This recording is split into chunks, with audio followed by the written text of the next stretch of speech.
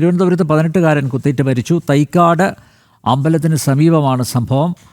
രാജാജി നഗർ സ്വദേശി അലനാണ് മരിച്ചത്. സുഹൃത്തുക്കൾ തമ്മിലുള്ള വാക്കുതർക്കം കൊലപാതകത്തിൽ കലാശിച്ചു എന്നാണ് പോലീസ് പറയുന്നത്. വിവരങ്ങളുമായി ദിസ്ന സുരേഷ് ചേരുന്നു. ദിസ്ന, ഈ അലന്റെ പശ്ചാത്തലം എന്താണ്? ഈ കൊലപാതകത്തിലേക്ക് നയിച്ചത് എന്താണ്? അനിൽ നമ്പ്യാർ രാജാജി നഗർ സ്വദേശി അലനാണ് മരിച്ചത് എന്നാണ് മനസ്സിലാക്കാൻ സാധിക്കുന്നത്. സുഹൃത്തുക്കൾ തമ്മിലുള്ള വാക്കുതർക്കം കൊലപാതകത്തിലേക്ക് കലാശിച്ചു എന്നൊരു പ്രാഥമിക നിഗമനത്തിൽ തന്നെയാണ് കന്റോൺമെന്റ് പോലീസ് എത്തിയിട്ടുള്ളത്. തൈക്കാട് അമ്പലത്തിന് സമീപമാണ് ഇത്തരത്തിലൊരു സംഭവം നടന്നത്. എന്തായാലും ഇപ്പോൾ അന്വേഷണം ആരംഭിച്ചിട്ടുണ്ട്. എന്തിനാണ് ഇത്തരത്തിൽ വാക്കേറ്റം ഉണ്ടായത് തുടങ്ങിയ കാര്യങ്ങൾ സംബന്ധിച്ചാണ് ഇപ്പോൾ പോലീസിന്റെ ഭാഗത്തു നിന്ന് അന്വേഷണം നടക്കുന്നത്. മൃതദേഹം ഇപ്പോൾ തിരുവനന്തപുരം ജനറൽ ഹോസ്പിറ്റലിലാണ് നിലവിലുള്ളത്. എന്തായാലും സംഭവവുമായി ബന്ധപ്പെട്ട പോലീസ് അന്വേഷണം ആരംഭിച്ചു കഴിഞ്ഞു. അനിൽ നമ്പ്യാർ. തിരുവനന്തപുരത്ത് 18-കാരൻ കുത്തേറ്റ് മരിച്ചു. തൈക്കാട് അമ്പലത്തിന് സമീപമാണ് സംഭവം. രാജാജി നഗർ സ്വദേശി അലനാണ് മരിച്ചത്.